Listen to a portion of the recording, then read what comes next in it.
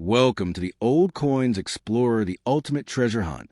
Ever looked at a coin and thought, this little thing actually tells a story?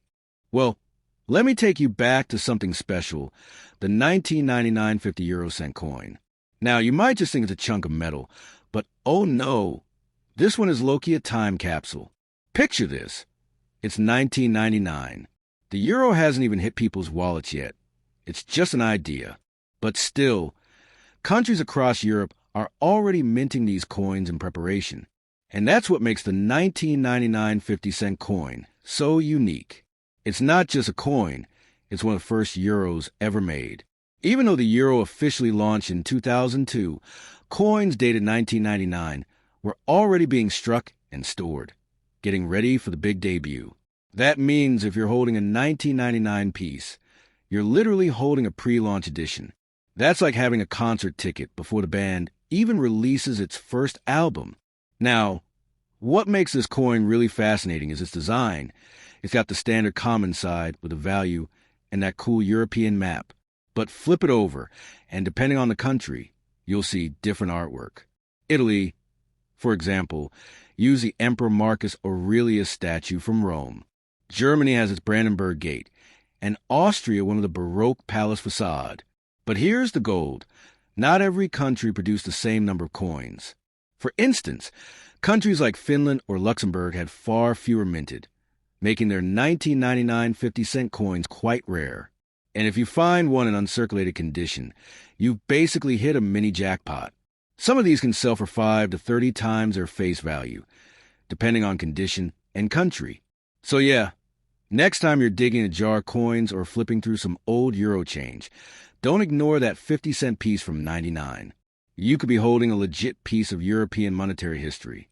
And honestly, it just feels cool to say, yeah, I've got one of the first euros ever made. Stick around. All right, now let's talk about something a little more low-key, but still seriously underrated. The 2009 20 € coin. You've probably seen one of these in your change and just kept walking. But what if I told you there's actually a twist to it that makes this coin way cooler than it looks? So here's the setup. By 2009, the euro was already chilling our pockets. It was the norm, right? But behind the scenes, something big was happening. The European Union was expanding, and a bunch of countries updated their coin designs to reflect the new, bigger Europe. That means the 20 coins from 2009, they weren't just regular money. They were part of a visual update to keep up with a changing continent. Now, check this. The common reverse side of the coin got a redesign in 2007.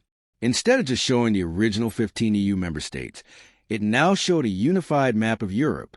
That redesign carried over to 2009 coins. So, if your 20 coin says 2009 and has that updated map, boom, you're holding a symbol of unity. It's subtle but powerful. But wait, it gets juicier. Some countries didn't immediately update their national sides.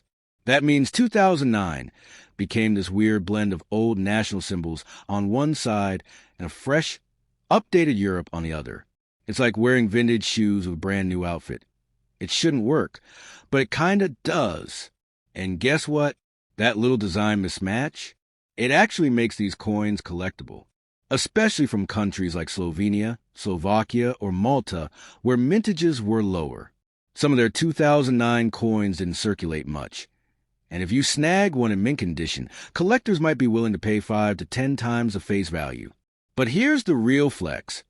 If you got a 2009 20 coin from Vatican City or San Marino, you're not just holding a coin, you're holding an elite VIP pass. These microstates mint very limited quantities, and many never even reach everyday circulation. Most go straight into collector sets. So yeah, while this coin might not scream rare at first glance, once you dig into the details, the 2009 20 € coin is a quiet legend. It represents a shift in Europe, a visual evolution, and a blend of old and new that you rarely see in pocket change. Now don't go running to spend on a chocolate bar. Double check that baby first. Coming up next, a coin that may be small in size but packs a pretty powerful punch. The 2004 10 €. You ready? All right, now let's talk about a real underdog in your change. the 2004 10 euro cent coin. It's small, lightweight, and let's be honest, probably the most ignored coin in the whole euro lineup. But hold up, because this little coin has a story that might surprise you. So, 2004 wasn't just another year for Europe. It was a milestone. That's the year the European Union welcomed 10 new countries in one of the biggest expansions in EU history. Think about that. A whole wave of fresh flags, cultures, and yes, new coins joining the family. Now here's the kicker. The 10-cent coins minted in 2004 became the first euro coins ever produced by many of those new countries. We're talking about Cyprus, Slovakia, Slovenia, Estonia, and a few more who were gearing up for full Eurozone membership. Some of them hadn't officially switched yet, but they were already minting coins in anticipation. So if you get your hands on a 2004 10-cent coin from one of these countries, that's not just pocket change. That's like holding a preview of history. Let's zoom in a little more. Some countries had extremely limited mintages in 2004. Like, barely any coins ever saw circulation.